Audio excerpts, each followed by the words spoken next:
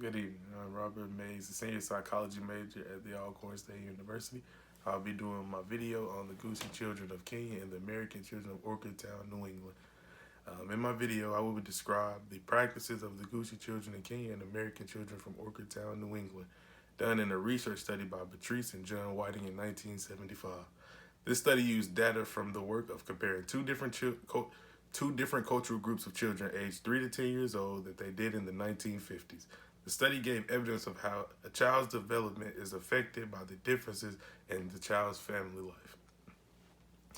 I will discuss what children from Gussii, Kenya and American children from New England Orchardtown communities might be doing and who they would be with across the course of a typical day.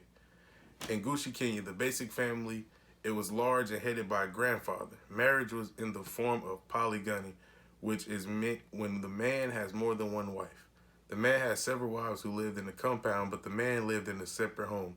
Children and toddlers were left in the care of older siblings and elderly family members because their mothers did the most of the farm work.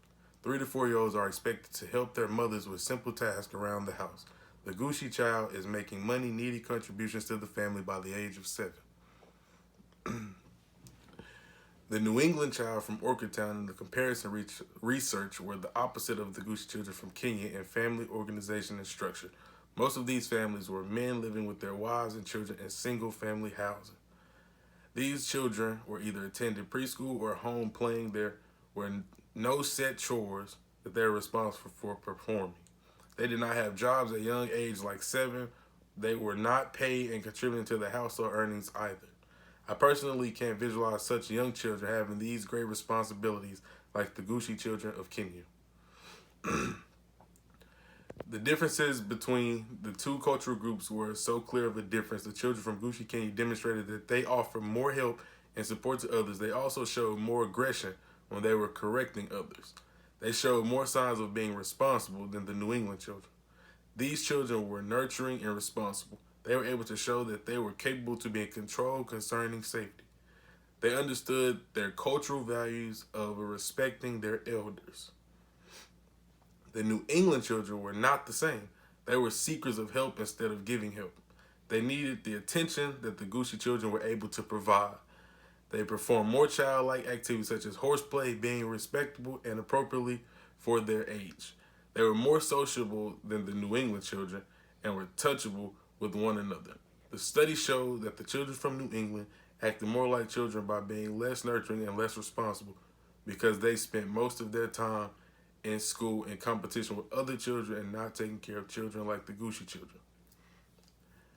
The New England children developed a strong bond with a higher level of intimacy with other children because they spent time living in small families. The children of Gussii, Kenya spent their time living with many members from several generations, and that's what showed up in their detachment during socialization with other children. And the survey questions: how do the Gussii and American families achieve the goals of ensuring their children's survival?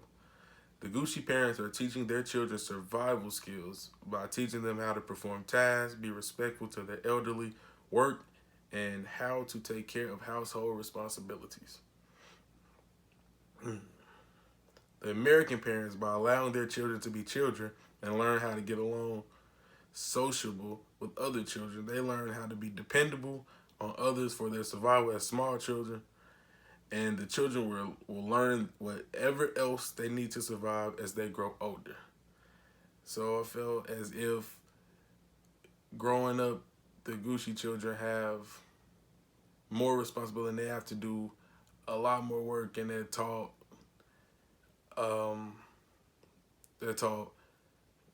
pretty much, I feel, a teenager's responsibility at the age of 7 years old, when the American children were taught to be kids and to be young as long as possible. And once you get old and you pay bills, it's not like being a kid anymore. It's not the same. It's a totally different lifestyle. And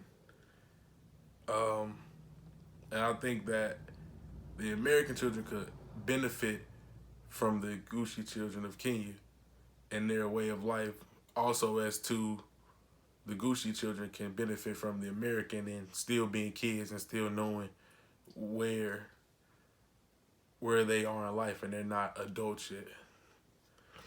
Um, Question number two: how do both groups guide their children in acquiring of skills and other resources needed to be economically productive as adults? The same as I just mentioned to number one, the Gussii by teaching of during the task and working, the Americans by providing and demonstrating how it's done. Question number three: how do the Gussii and parents of American children ensure that their child acquire basic cultural values of their groups? Both do this by teaching and demonstrating what is expected in their everyday lives. They both train their kids how they came up and continue their family tradition that's been going on over years. And that helps them, I would say, keep a strong bond with each other and help them get closer as a family and their family history and their cultural values and what goes on in their community.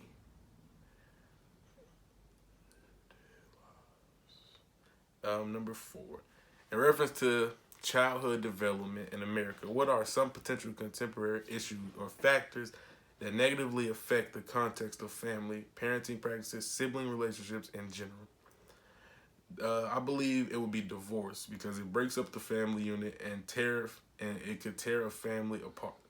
Depending on the parenting practice used, such as authoritarian, which is a strict do as I say, and nothing else, no questions asked type of parenting, or permissive, where the child can do as they please without any parenting intervention.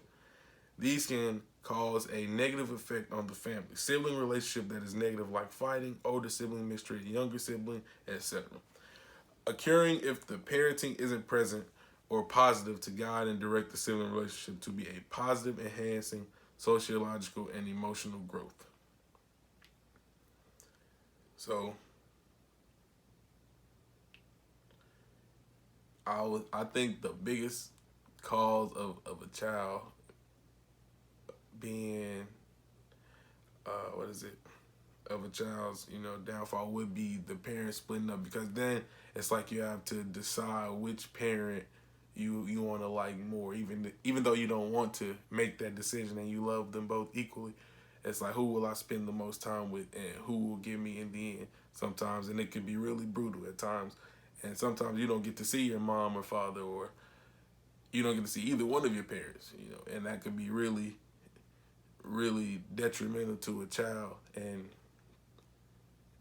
and like take them somewhere that they don't want to be, and maybe mess with their head or throw them off track in school or do anything from what they originally know in life. And number five, from your perspective, which contemporary problem has the potential to be most destructive or cause the greatest threat to the health, physical, social, sociological, academic of our nation's children? From my perspective, I think the most destructive people, that is the greatest threat, is negative, unproductive parenting for the children. I believe that if the children are not nurtured and taught how to nurture in a positive, enhancing physical, social, psychological, and academic growth, the children are the future of all cultures. They have to be taught and brought up right in order to carry on the cultural traditions. The early years of a child's life his or her foundation and are the most important time for developing. So teaching and demonstrating the right way to socialize and survive is very important. So you don't want to bring your, I don't think there's a right way of parenting, but I would say that there are some bad characteristics that we could give off, and kids learn things at a younger age that help us and shape us for when we're adults. And they say once you set in your ways, you really can't change it, or it takes time to change it.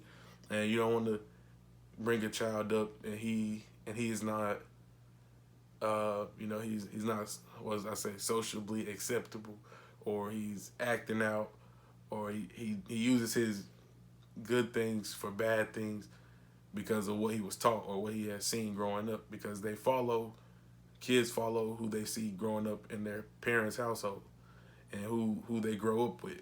who's around them.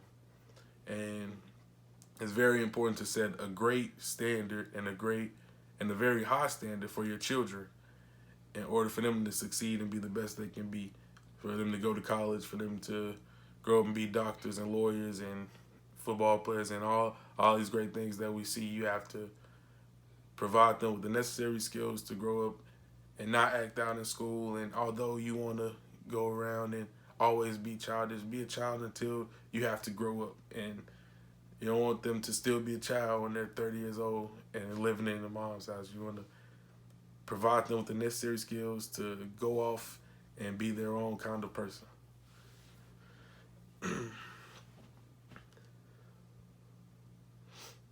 um, I do see and understand how these two very different cultural groups of children raised in different family styles can develop so differently from each other. Children in America are not allowed to work at such a very young age. Plus, as a majority, most of our culture doesn't require us to be so independent at such an early age. Which, although our culture doesn't allow us to be adults at a young age, it's also not. I think it's also not a right to try and hide certain things from children, or let them be children as long as they be children, but teach them little small things here, how to take the clothes out of the dryer maybe, or how to put the clothes in the dryer, in the dryer, fold the clothes, anything, pick up some trash, change a garbage bag, anything, anything that can be helpful in life. I believe you should want to teach your child instead of trying to hide it away from them and letting them go find out on their own what the world is like, and come back with many problems. We get people who come to America from other countries who call us lazy and unappreciative of what we have, and they must understand that we are raised in a different culture from theirs and are treated and taught differently from them. Given they were raised here, they will act and behave just like us, just as his study has proven that how children live and are raised is how they develop. I would like to see and read more studies done on this subject. I found it to be very interesting. Um, many countries, although a person may be of the same ethnicity, but just because we're from different sides of the world, we have different views and different outlooks on life.